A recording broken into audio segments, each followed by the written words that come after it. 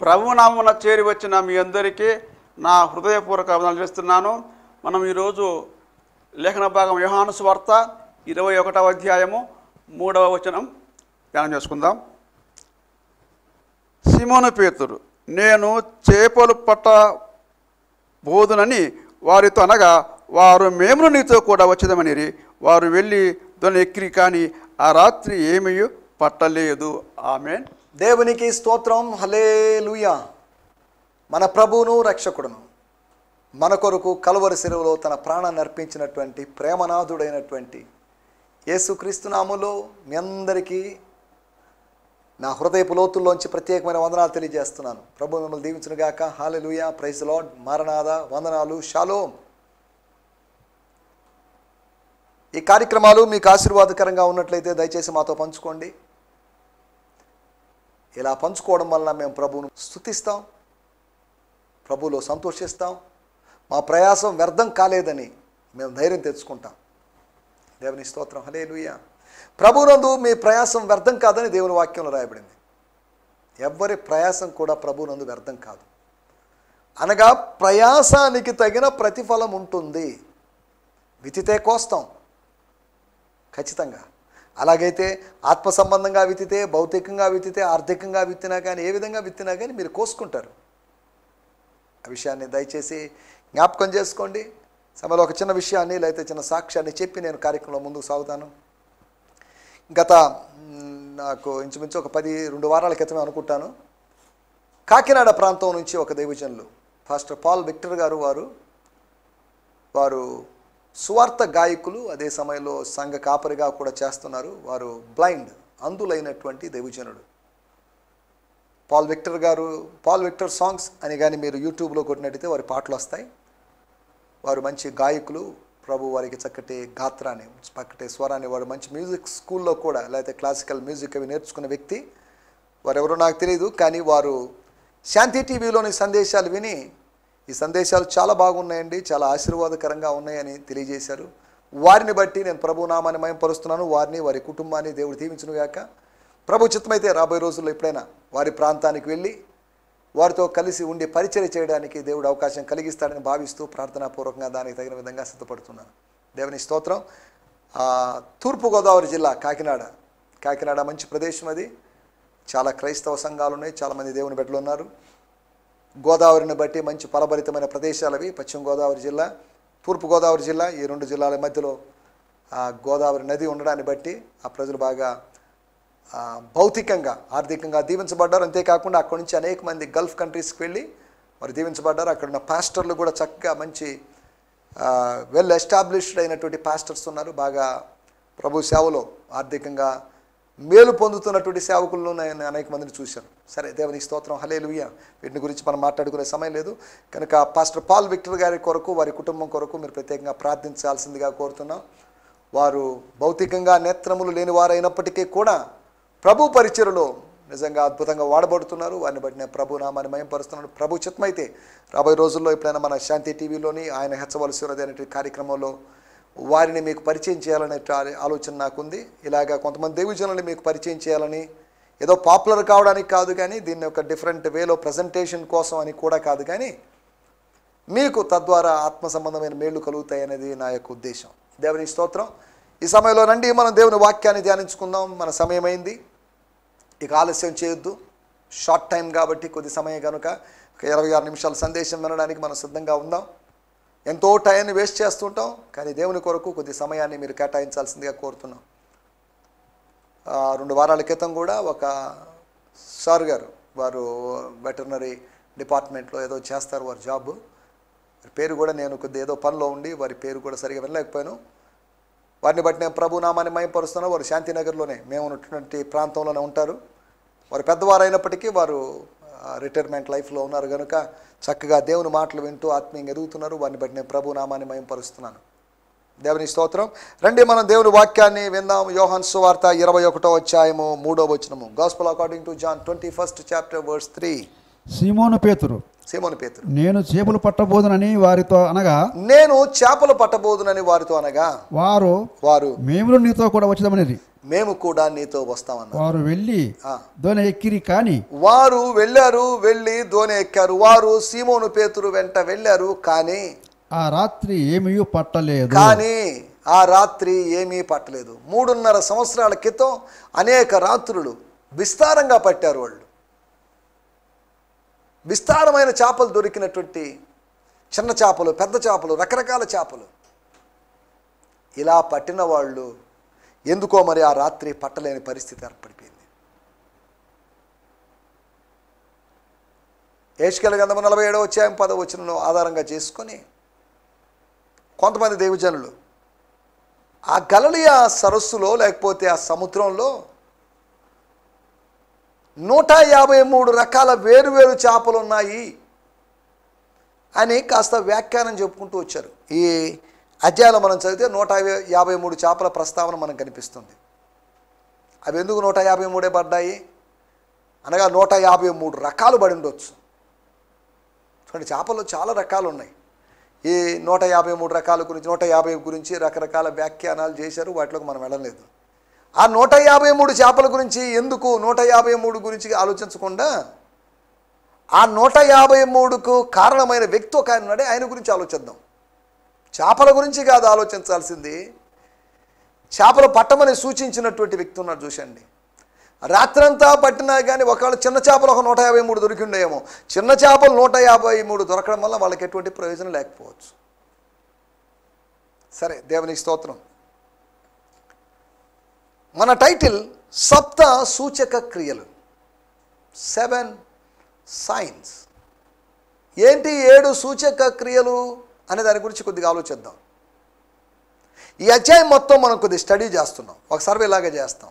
అనగా వచనం వెంబడి వచనం వ్యాఖ్యానం చేసి ఒక 26 నిమిషాల్లో లేదా 23-24 నిమిషాల్లో ఒక వ్యాఖ్యానం చేస్తానని కాదు. దాంట్లోంచి మనం 7 విషయాలు మీకు గుర్తు చేయాలని ఆశిస్తున్నాను. 7 పాయింట్స్, 7 సైన్స్. యోహాను సువార్త 20వ అధ్యాయంలో సూచక క్రియలు అన్నాడు. యోహాను సువార్త 21వ అధ్యాయంలో కార్యములు అని అన్నాడు. మిగతా సువార్తల్లాగా అద్భుతాలు, ఆశ్చర్యకార్యాలు అనకుండా ఇక్కడ సూచక క్రియలు. సూచక క్రియ అంటే ఏదో సూచించే క్రియ అని అర్థం. ఏదో రిమైండ్ చేసేటువంటి, ఏదో డినోట్ చేసేటువంటి కార్యక్రమం అని అర్థం చేసుకోవాలి. సరే, దేవుని స్తోత్రం. ఈ పట్టినట్టు చేపలు 153 లెక్క మిగతా మనకు సువార్తల్లో కనిపించదు. లేకపోతే ఈ గలిలయ తీరాన్న జరిగినటువంటి అపియరెన్స్ను గురించినటువంటి ప్రస్తావన మనకు ఇతర సువార్తల్లో మనం చూడలేం. సరే, దేవునికి స్తోత్రం. హల్లెలూయా. ఈ అధ్యాయంలో జరిగినటువంటి 7 సూచక క్రియల్ని మీకు జ్ఞాపకం చేస్తాను. మొట్టమొదటి మాట ఇదే అధ్యాయంలో 3వ వచనం.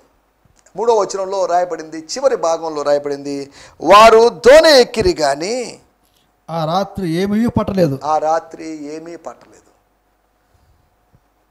ఒకటి, మొట్టమొదటి సూచక్రియ ఏమీ పట్టలేదు. సాధారణంగా మత్తయి సువార్త 13వ అధ్యాయంలో జాలర్లు ప్రతిరోజు వెళ్ళి సముద్రం మీదకి వెళ్ళి వాళ్ళు విసిరి దోణి నిండా చేపలు పట్టుకొని వస్తారు. వాటిలో చిన్న చిన్న వాటిని ఏర్పడేస్తారు. అవసరమైనవి మంచివి పెద్దవి మాత్రం తీసుకుంటారు. కొన్ని లైవ్గా అలాగ ఉంటాయి, కుట్టుకుంటున్నటువంటి అవి మాత్రం అదో చూడండి ఎంత లైవ్ ఫిష్ దొరుకుతుంది మా దగ్గర అని వాళ్ళు సంతోషంగా గర్వంగా చెప్పుకుంటుంటారు. మనం ఇక్కడ ఆలోచిస్తున్న మాటలు, what are the 7 signs in this chapter. ఒకటి, మొట్టమొదటి విషయము, వాళ్ళకేమీ దొరకలేదు. అనగా నథింగ్నెస్, శూన్యము అనేది ఒక అద్భుతం, ఒక సూచక్రియ. నీ శూన్యములోంచి దేవుడు ఏదో ఒకటి చేస్తాడు. నీ ఒడి శూన్యంగా ఉందా, నీ పాకెట్ శూన్యంగా ఉందా, నీ బ్యాంక్ అకౌంట్ శూన్యంగా ఉందా, ఈ అకౌంట్లో ఏదో ఒకటి దేవుడు చేస్తాడు. అనగా కొంతమంది ఆఫ్రికన్ ప్రాఫిట్స్ చెప్పినట్టుగా ఏదో మిరకిల్ మనీ అని నేను చెప్పడం లేదు.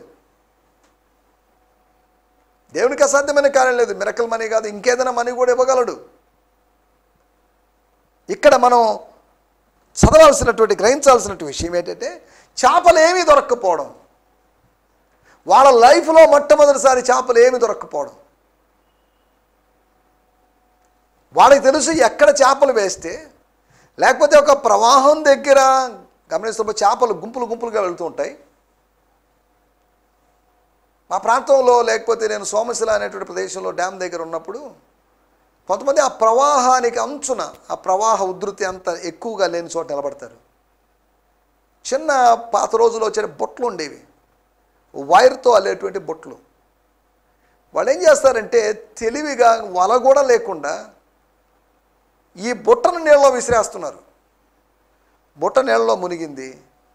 చేపలు గుంపుగా వస్తున్న సమయానికి ఈ బుట్టను పైకెత్తేసినప్పుడు ఈ బుట్ట రంధ్రాల్లోంచి నీళ్ళు వచ్చేస్తాయి. అప్పుడు కొన్ని చేపలు బుట్టలో మిగిలిపోతున్నాయి. ఫిషింగ్ చేయడానికి తెలివితేటలు కావాలి, జ్ఞానయుక్తంగా ఫిషింగ్ చేయాలి. మన ఇష్టానుసారంగా మనం ఊరికే వల విసురుతూ కూర్చుంటే చేపలు దొరకవు. ప్రతి పనిలో కూడా టెక్నిక్ ఉపయోగించాలి, నిపుణతను మనం చాకచక్యాన్ని నైపుణ్యాన్ని మనం చేయాలి. మినిస్ట్రీ కూడా మనం ఏదో హార్డ్ వర్క్ చెమటలు కక్కుంటూ నిద్ర లేకుండా భోజనం లేకుండా కాదు. హార్డ్ వర్క్ కాదంట, స్మార్ట్ వర్క్ చేయాలని మోటివేటర్స్ చెప్తున్నారు. ఒకవేళ కొద్ది పని చేసినా ఎక్కువ ఫలితం, ఎక్కువ పని చేసినా కానీ కాస్త తక్కువ ఫలితం కూడా రాకపోవడం ఎంత విచారకరం. ఫలితం రావాలి. We need results. పిల్లవాడు పుస్తకం చదువుతున్నాడు, టెక్స్ట్ బుక్ తీసుకొని చదువుతున్నాడు, నెలల తరబడి చదివాడు, రిజల్ట్ సరైన ఆశించిన విధంగా రాలేదు. లేదా అబ్బాయి ఫెయిల్ అయ్యాడు అనుకోండి, ఏరా ఎంతకాలం చదివి ఏం చదివావు నువ్వు అని అడిగే అవకాశం ఉంది. చదివిందంతా వ్యర్థమైపోయినట్టు అవుతుంది. ఒకటి శూన్యం అనేది ఒక సూచక్రియ, అనగా చేపలు దొరకపోవడం. రెండో విషయాన్ని నేను మీకు జ్ఞాపకం చేస్తాను. 6వ వచనంలో మనం గమనించినట్లయితే లేదని వారు ఆయనతో చెప్పారు. లేదు, నో అని వాళ్ళు ఆయనతో అన్నారు, యేసు ప్రభుతో అన్నారు. అప్పుడు ఆయన దోనె కుడి ప్రక్కన వలవేయుడి మీకు దొరుకుని చెప్పాను. Jesus shouted to them. వాళ్ళకి చెప్పాడంట, నాట్ ఏ థింగ్, ఒక్క విషయం కూడా లేదు. Jesus shouted to them, throw your net, mean వలను విసరండి, starboard side and you will catch some. మీకు దొరుకును అని రాయబడింది, మీకు కొన్ని దొరుకును అని చెప్పాడు. You will catch some. విసిరిన ప్రతిసారి నువ్వు కొన్నింటి పొందుకుంటావు. ప్రార్థన చేసిన సారి నువ్వు ప్రతిసారి పొందుకోగలవు. ఉపవసించిన ప్రతిసారి కొన్నిసారి పొందుకోగలవు, కొన్నింటి నువ్వు పొందుకోగలవు. ఈ ఉపవాస కూడికల్లో పొందుకోపోయినా వచ్చే నెలలో జరిగే ఉపవాస కూడికల్లో మరి కొన్ని పొందుతాం. నేను ఈ మాటలు చెప్తుండగా చాలామంది అద్భుతం కోసం ఎదురు చూసే వాళ్ళు ఉన్నారేమనిపిస్తుంది నాకు. అద్భుతాల కోసం ఎదురు చూస్తుంటాం. మనం ప్రార్థిస్తున్నాం, ఏదో ఒక అద్భుతం జరగాలి. కూతురు వివాహం, కొడుకు ఉద్యోగం, లేకపోతే కూతురు విదేశీ ప్రయాణం, దీనికోసం ఎదురు చూస్తున్న వాళ్ళు ఉన్నారు. దానికోసం ప్రార్థించి ప్రార్థించి ప్రార్థించి విసిగిపోవద్దు, ప్రార్థించు. ఇక విజ్ఞాపన చేస్తూనే ఉండు, ఈ ప్రార్థనకు జవాబు వస్తుంది. విసుగక నిత్యము ప్రార్థన చేయాలి. అక్కడ ఇంకా అద్భుతం జరగలేదు, ఇంకా ఫైనాన్షియల్ మిరకల్ జరగలేదు, లేకపోతే నీ బిల్స్ ఇంకా నువ్వు కట్టలేదు. కట్టడానికి ప్రభు సాయం చేస్తాడు. వెయిట్ చేద్దాం. ఇంకొక రోజు, ఇంకో రోజు, ప్రతిరోజు ఓహో నేను ఎంత ఈ అద్భుతం ఆలస్యంగా జరిగింది అని అనుకుంటున్నప్పటికీ నేను అలా కాదు ఆలోచించాల్సింది. నా అద్భుతానికి నేను దగ్గరలో ఉన్నాను అని అర్థం చేసుకోవాలి. I'm not away from the miracle, but I'm drawing near to the miracle. నేను దగ్గరికి వెళ్తున్నాను. నేను దేవుని స్తోత్రం. అద్భుతాలు జరగాలి, ఫైనాన్షియల్ మిరకల్ జరగాలి, హీలింగ్ మిరకల్స్ జరగాలి. అద్భుతాలు జరగాలండి మన పరిచర్యలో. పరిచర్య అద్భుతాలు జరగకపోతే అభివృద్ధి ఉండదు. నేను ఆ పరిచర్యలో అద్భుతాలు జరగాలి. నా పరిచర్యలో కూడా అద్భుతాలు జరుగుతున్నాయి, జరుగుతాయి. ప్రతి పరిచర్యలో అద్భుతాలు జరగాలని దేవుని యొక్క ఉద్దేశం.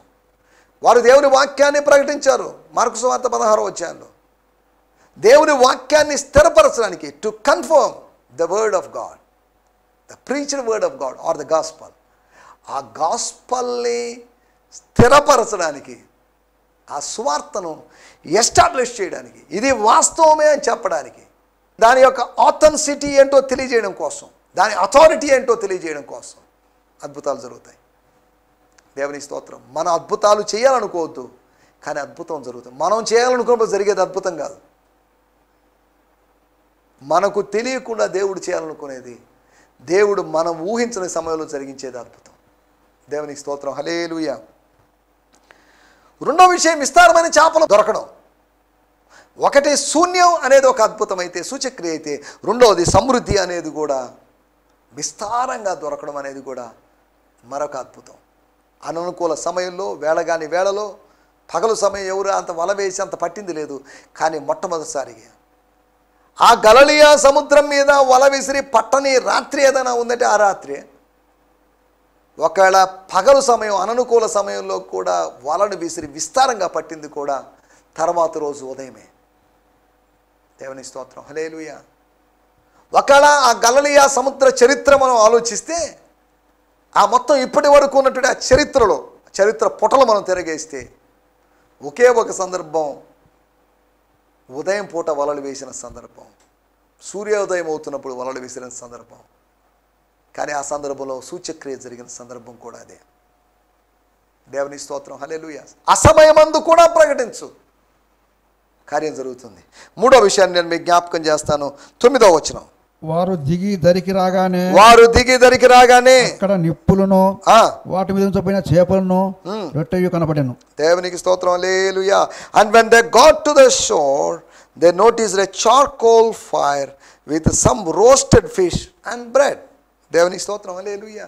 దరి 100 మీటర్లు లేకపోతే 200 మూరల దూరం ఉందని అక్కడ రాయబడింది. 200 మూరల దూరం లేకపోతే 100 మీటర్స్ దూరంలో ఉంది. అనగా దూరం ఎక్కువ కాదు, తక్కువ దూరంలోనే, సమీపంలోనే ఉంది. కానీ సమీపంలో ఉన్న దానిని, ఆశీర్వాదాన్ని గుర్తించలేక గ్రహించలేకపోయారు వాళ్ళు. నీ సమీపంలో ఉన్న ఆశీర్వాదాన్ని గుర్తించకుండా సుదూరంలో ఆశీర్వాదం ఉందని చెప్పేసి పరిగెడుతుంటారు కొంతమంది. అక్కడికిక్కడే పరిగెత్తుంటారు కొంతమంది. ఇక్కడ నెల్లూరు ప్రాంతంలో ఒక ప్రాంతం నుంచి తెలంగాణలో వేరొక ప్రాంతానికి వెళ్తున్నారట కొంతమంది. ప్రతి నెల వెళ్తుంటారు అని వేరే వాళ్ళు చెప్పారు. ఏంటి అని అడిగితే ఏదో అద్భుతాల కోసం అండి. అక్కడ జరిగించిన దేవుడు, నెల్లూరు పట్టణంలో జరిగించిన అద్భుతాలు, దేవుడు ఎక్కడైనా అద్భుతాలు స్థలాలకు అతీతంగా ఆయన అద్భుతాలు చేయగలడు. స్థలం ఏదైనా సరే సూచక్రియ ఆయన చేయగలడు.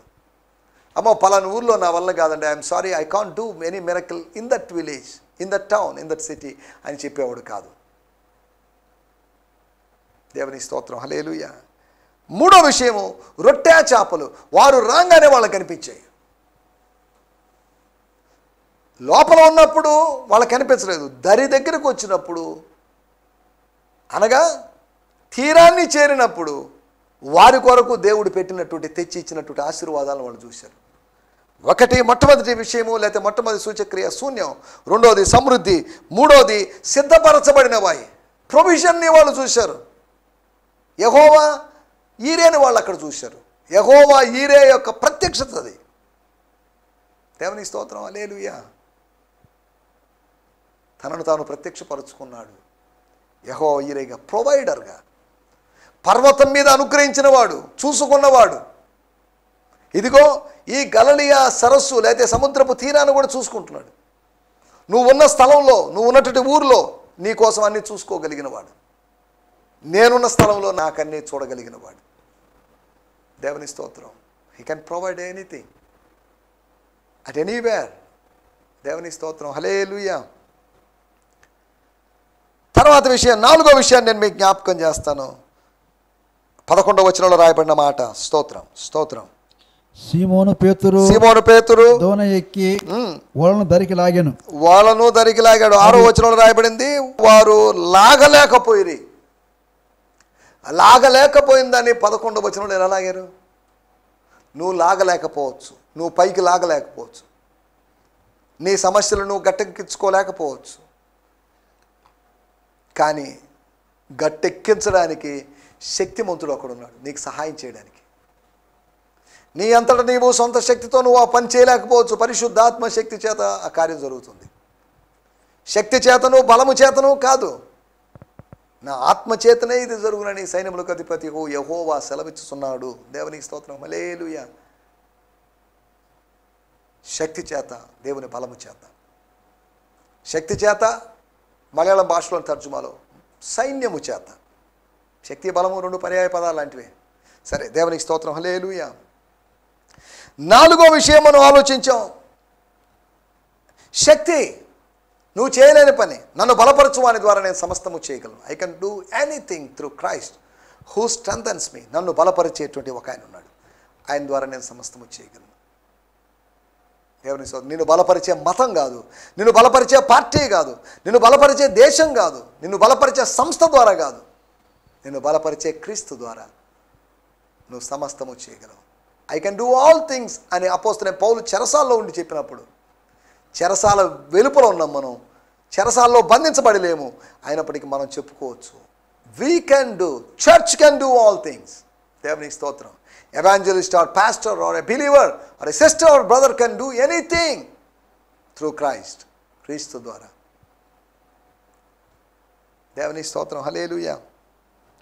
5వ విషయాన్ని నేను మీకు జ్ఞాపకం చేస్తాను. ఇదే అధ్యాయంలో 15వ వచనంలో మనం గమనిస్తే, వారు భోజనం చేసిన తర్వాత పేతురును చూచి, యోహాను కుమారుడైన సీమోను, వీరికంటే నువ్వు ఎక్కువగా నన్ను ప్రేమిస్తున్నావా అని అడగగా, ఎస్ అతడు అవును ప్రభువా, నేను నిన్ను ప్రేమించున్నానని నీవే ఎరుగుదువని చెప్పాను. సరే, వెంటనే అక్కడ బాధ్యత అప్పగించబడింది. అయితే ఓ పని చేయి, నా గొర్రె పిల్లలను మేపము. దేవుని స్తోత్రం. హల్లెలూయా. 5వ విషయం, సేవ అప్పగించబడింది. Service has been given or provided to them. ఒకటి సూచక్రియలు మనం మాట్లాడుకుంటున్నాం. ఒకటి శూన్యం అనేటువంటి సూచక్రియ, ఏం దొరకలేదు. రెండోది సమృద్ధి అనేటువంటి సూచక్రియ. మూడోది సిద్ధపరచడం అనేటువంటి సూచక్రియ. నాలుగోది శక్తి. శక్తి లేని వాళ్ళుగా ఉన్నారు, శక్తి పొందారు వాళ్ళు. ఇక లాగలేకున్నారు, ఓపిక లేదు వాళ్ళకి, నిద్ర సరిగా లేదు, లేకపోతే రాత్రి అంతా పని చేశారు, వాళ్ళని విసురుతున్నారు, ఓపిక లేదు, ఇక చేతులు నొప్పులు పడుతున్నాయి. అలవాటు తప్పింది. 3.5 సంవత్సరం తర్వాత పని చేశారు. దేవుని స్తోత్రం. ఏదో నిరాశ నిస్పృహలో వాళ్ళు ఉన్నారు. అటువంటి సమయంలో వాళ్ళని శక్తిమంతులుగా చేసి వాళ్ళని ఎక్విప్ చేశాడు. తర్వాత 5వదిగా సేవ అప్పగించాడు. 6వ విషయం జ్ఞాపకం చేస్తాను. 18వ వచనం, యేసు నా గొర్రెలను మేపుము, నీవు యవనుడవై ఉన్నప్పుడు నీ అంతటి నీవే నడుము కట్టుకొని నీకిష్టమైన చోటికి నీవు ముసలివాడవైనప్పుడు నీ చేతులను చాచుదువు, వేరొకడు నీ నడుము కట్టి నీకిష్టం కాని చోటికి మోసుకొని పోవునని నీతో నిశ్చయముగా చెప్పుచున్నానని. 18వ వచనం చదువుతున్నాను. Peter, listen, when you were younger you made your own choices and you went where you pleased, but one day when you are old others will tie you up and escort you where you would not choose to go, and you will spread out your arms. దేవుని స్తోత్రం. హల్లెలూయా. ఏమని చెప్పబడుతుంది ఇక్కడ? రాయబడిన మాటలు. నీ జీవితం ఎలా ముగుస్తుందో ప్రభువుకు తెలుసు. పేతురు జీవితం ఎలా ముగుస్తుందో ప్రభువుకు తెలుసు. యాకోబు కుమారుల యొక్క భవిష్యత్తు యాకోబుకు తెలిసింది. యాకోబు కుమారుల యొక్క భవిష్యత్తు వాళ్ళకి తెలియలేదు. ఆ కాలంలో ఉన్నటి యాజకులకు తెలియలేదు.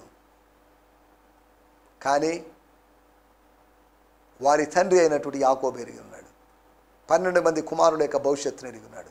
పేతురు యొక్క భవిష్యత్తును ఎరిగి ఉన్నాడు. 7వ అద్భుతం, సుఖాంతం. ఒక ట్రాజెడీ కాకుండా, ఒక ఏదో అసాధారణమైన మరణం కాకుండా, ఒక నార్మల్గా దేవుడు అనుమతించాడు. అతడు ఎట్టి మరణం వలన దేవుని మహిమపరచును అనే మాట మనం అక్కడ చూస్తున్నాం. మరణం వల్ల మహింపరచాలి, జీవితం వల్ల మహింపరచాలి, మాటల వలన మనం ఆయన మహింపరచాలి, క్రియల వలన ఆయన మహింపరచాలి. ఆయన అన్ని విధాలుగా మహింపరచాల్సినటువంటి అవసరం ఉంది. We should glorify him. దేవుని స్తోత్రం. హల్లెలూయా. 7వ విషయాన్ని నేను మీకు జ్ఞాపకం చేస్తాను. 25వ వచనం. స్తోత్రం. యేసు చేసిన కార్యాలు ఇంకను అనేకములు కలవు. వాటిలో ప్రతి దానిని వివరించి వ్రాసిన యెడల అట్లు వ్రాయబడిన గ్రంథములకు భూలోకమైన చాలదని నాకు తోచుచున్నది. Jesus did countless things. Countless అనగా అసంఖ్యాకమైనటువంటి విషయాలు చేశాడట, లెక్కించలేని విషయాలు చేశాడట. అనేకమైన కార్యాలు అని చెప్పడానికి ఎన్నో చెప్పలేము, ఎన్నో చెప్పలేము. అసంఖ్యాకమైన కార్యాలు చేశాడు. That I have not included here. If every one of his works were written down and described one by one, I suppose that the whole world itself would not have enough room to contain the books that would have to be written. దేవుని స్తోత్రం. హల్లెలూయా. మనం ఆలోచిస్తున్న మాట స్వర్గపు కార్యాలు, లెక్కలేని కార్యాలు చేయగలిగిన దేవుడు. దేవుని స్తోత్రం. హల్లెలూయా. నా మాటలు నేను ఇక్కడ ముగిస్తున్నాను. ఈ అధ్యాయంలోని 7 సూచక్రియలు: 1 శూన్యం, 2 సమృద్ధి, 3 సిద్ధపరచబడ్డం, 4 శక్తి, 5 సేవ, 6 సుఖాంతం, 7 స్వర్గీయ కార్యాలు. దేవుని స్తోత్రం. హల్లెలూయా. నీ జీవితాల్లో కూడా 7 కార్యాలే కాదు, ఎన్నో కార్యాలు చేయాలని ఆశపడుతున్నాడు. దయచేసి స్థలంలోంచండి, కళ్ళు మూసుకోండి, చిన్న ప్రార్థన చేసుకుందాం. స్తోత్రం, స్తోత్రం, స్తోత్రం. అందరం ప్రార్థనలో ఉందాం. నీకోసం కార్యం చేయాలని ఆశపడుతున్న ప్రభు, ఆతురపడుతున్న ప్రభు, ప్రార్థన చేసుకుందాం. పరిశుద్ధమైన మా దేవా, మీకు వందనాలు. ఈ సమయంలో మీరు మాకు వినిపించిన మాటల కొరకే మీకు వందనం చేయిస్తున్నాం. యోహాను సువార్త 21వ అధ్యాయంలో మీ దాసుడైనటువంటి యోహాను గారు ప్రస్తావించినటువంటి 25 వచనాల్లో 7 సూచక్రియలు మేము చూసాం. అసంఖ్యాకమైన సూచక్రియలు చేసే దేవుడు. శూన్యాన్ని, సమృద్ధిని, సిద్ధపరచబడ్డాన్ని మేము చూసాం, శక్తిని మేము చూసాం, సేవను మేము చూసాం, సుఖాంతం అవడాన్ని మేము చూసాం. అంతేకాకుండా స్వర్గీయ కార్యాలు మేము చూసాం. వీటన్నిటి బట్టి మీకు వందనం చేయిస్తున్నాం. మా జీవితాల్లో కూడా అనేకమైన కార్యాలు చేసి నడిపిస్తూ ముందుకు సాగనిస్తున్నందుకు మీకు వందనం చెల్లిస్తూ యేసుక్రీస్తు నామములోనే ప్రార్థించడుగుతున్నాం మా పరలోకపు తండ్రి. ఆమేన్, ఆమేన్. దేవుని స్తోత్రం. మీ అందరికీ వందనాలు. ప్రభుచితమైతే మరొక ఎపిసోడ్లో కలుసుకుందాం. హల్లెలూయా. ఈ సందేశము మీకు ఆశీర్వాదకరంగా ఉందని నమ్ముచున్నాము. ప్రార్థనా అవసరతల కొరకు మమ్మల్ని సంప్రదించవలసిన మా చిరునామా గిద్యోన్ మిషన్ చర్చ్, 6వ వీధి, శాంతినగర్, నెల్లూరు 4, ఆంధ్రప్రదేశ్. పిన్ 524004. మా ఫోన్ నంబర్లు 7036443613 మరి ఒక నంబర్ 9392293010. మా ఈమెయిల్ ఐడి gfihmi2015@gmail.com. దేవుడు మిమ్మును ఆశీర్వదించునుగాక. ఆమేన్.